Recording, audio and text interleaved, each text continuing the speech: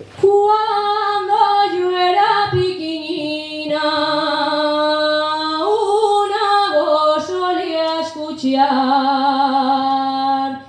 Era Obdulia la Burdonga entonando este cantar.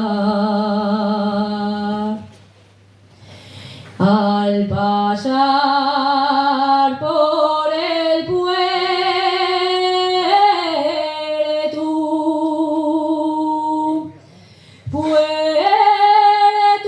Payares,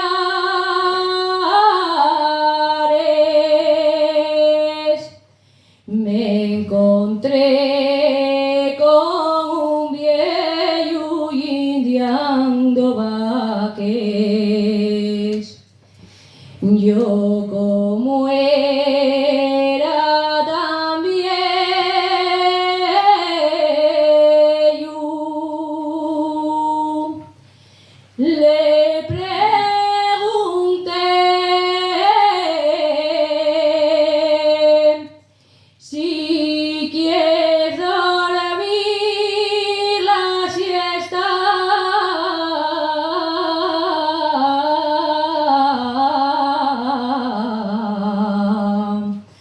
Yo indiaré,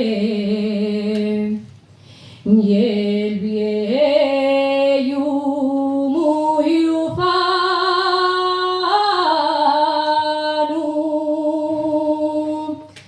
me contestó: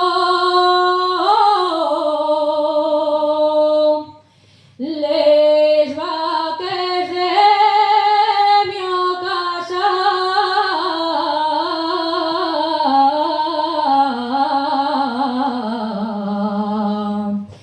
indio les yo.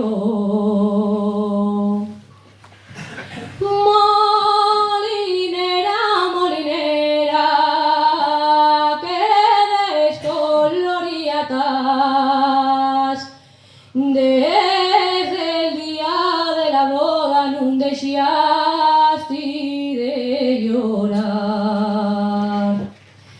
No deixaste de llorar, ni tampoco de gemir.